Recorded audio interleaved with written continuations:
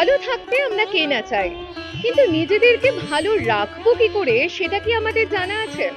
বা ধরুন পুনর্জন্ম, পুনর্জন্মে আপনি বিশ্বাস করেন? আচ্ছা, এই পুনর্জন্ম মানে কি? মৃত্যুর পরেই যে জন্ম শুধুমাত্র কি সেটাই পুনর্জন্ম, নাকি পুনর্জন্ম কখনো কখনো আত্মানুসন্ধানও হয়ে ওঠে? একদমই তাই। আজকে আমি যে সেমিনারে দাঁড়িয়ে রয়েছি, সেই সেমিনারের মূল বিষয়বস্তু হচ্ছে রিবার্থ, অর্থাৎ পুনর্জন্ম। পুনর্জন্ম না আত্মানুসন্ধান, জানবো আমাদের সেমিনারের যে মূল বক্তা আমাদের সঙ্গে রয়েছেন, এনএলপি স্পেশালিস্ট মৃণাল চক্রবর্তী। আমরা অনেক কিছুই জানবো। প্রথমে জানবো যে যে বাবা মা না থাকলে আমরা পৃথিবীর আলো দেখতে পেতাম না, সেই বাবা মায়ের সাথে আমাদের সম্পর্কটা কি একদম পারফেক্ট, নাকি আমরা পারি না আমাদের বাবা মায়ের সাথে সম্পর্কটা ঠিক করতে? বিকজ বেসিকটাই তো স্টার্ট হয় বাবা মা দিয়ে। তো অনেক সময় আমরা বাবা মাকে সেইভাবে ভ্যালু দিতে পারি না, ভুলে যাই আর কি। তো সেক্ষেত্রে বাবা মা যে আমাদের পৃথিবীর আলো দেখালো, এটা হচ্ছে ফার্স্ট স্টেপ।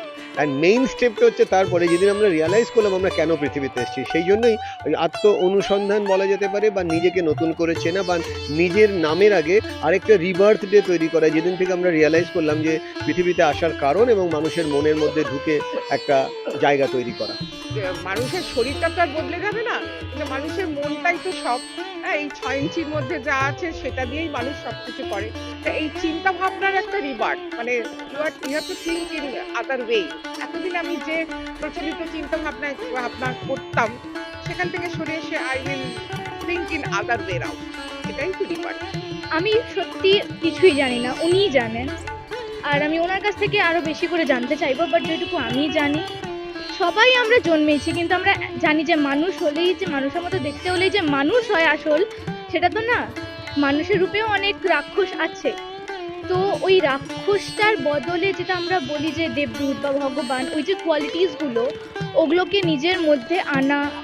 অ্যাকচুয়াল মানুষের যেটা হয় যে লোকের সাহায্য করা, সবার কাজে আসা, ওগুলো সবার মধ্যে থাকে না, তো ওগুলোকে জানা, আই থিঙ্ক ওটাই। তো রিবার্থ আমরা যেভাবে বুঝি, আমরা রামকৃষ্ণ মিশনের ভাবধারা অনুযায়ী যেটা বুঝি, যে একজন মানুষ তো জন্মায় মানুষ শরীর নিয়ে, কিন্তু মানুষ শরীর নিয়ে জন্মালেই যে মানুষ হওয়া যায়, শ্রীরামকৃষ্ণ একটি কথা বলছেন যে সেই প্রকৃত মানুষ যে মান হুঁশ, অর্থাৎ মান মানে আত্মমর্যাদা সম্পন্ন, এবং যার হুঁশ আছে যে আমি পৃথিবীতে কেন জন্মেছি, এই জীবনের উদ্দেশ্য কী।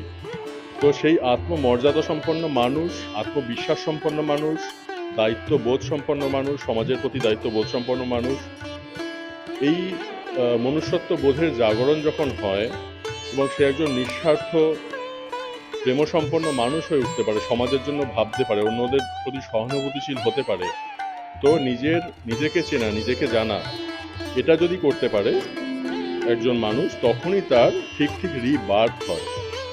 মানে একটা হচ্ছে বায়োলজিক্যাল রিবার্থ, আর এটা হচ্ছে মনুষ্যত্বের রিবার্থ। একজন মানুষ নিজেকে ঠিক মানুষ হিসাবে জানতে পারছে, সেই জন্য স্বামীজি আহ্বান জানাচ্ছে আমাদের যে এসব মানুষ হও বলে।